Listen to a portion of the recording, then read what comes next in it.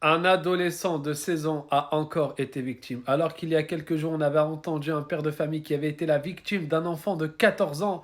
On voit tous cette montée dans cette jeunesse d'actes que même des gens qui ont aujourd'hui 30 ans, 40 ans, pour eux, c'est inimaginable de passer à ce genre d'action. Pourquoi, à votre avis, dans cette jeunesse, il y a autant de facilité? Alors, beaucoup vont dire oui, il y a plein de facteurs. Certains de ces enfants-là ont grandi dans un environnement, ceci, cela, les parents ont abandonné. Mais il y a aussi quelque chose qui bride votre cerveau. Écoutez-moi bien, vous allez bien comprendre, c'est très important. Vous savez, vous avez déjà tous vu des vidéos d'hypnose. L'hypnose, comment ça marche?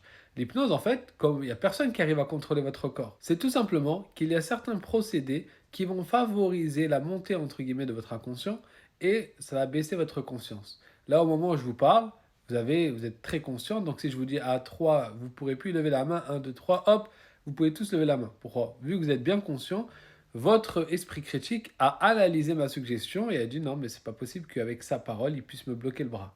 Maintenant, quand on vous fait certaines choses pour, entre guillemets, que ce soit plus l'inconscient qui gère ce que je vais lui dire, et ben à ce moment-là, même si vous êtes là, vous êtes conscient, votre esprit critique, il sera beaucoup moins présent.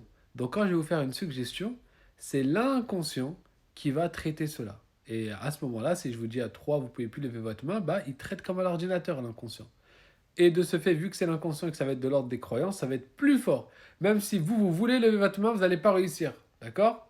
Bon, bref, maintenant que vous avez compris cela, comprenez bien que quand on écoute en répétition quelque chose, avec des idées qui sont proclamées, une musique, vous avez vu les jeunes, tu as même des jeunes, ils s'endorment avec la musique. Vous imaginez? Ils s'endorment avec la musique.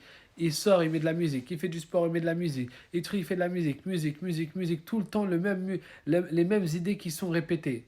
Eh ben, beaucoup de ces idées-là rentrent dans l'inconscient.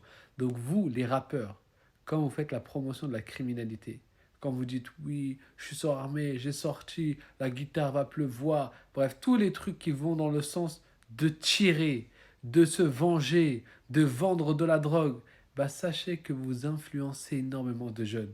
Vous pensez que votre bif, vous dites ouais c'est ça, les jeunes ils aiment ces sujets-là, ils aiment la musique comme ça, ils aiment pas le rap conscient, blablabla, toutes ces choses-là. Vous dites c'est juste de la musique. Eh ben non, vous êtes en train de brider des cerveaux. Vous favorisez des cerveaux de jeunes à aller vers ce genre de choses. Quand un jeune tout le temps il entend j'ai fait truc TP, je sais pas quoi, telle somme, eh ben son cerveau favorise le fait de aller vers la drogue, aller vers ces choses-là. Vous vous rendez compte? Voilà. Il y a même des études qui ont prouvé la différence sur la criminalité après que le rap a monté.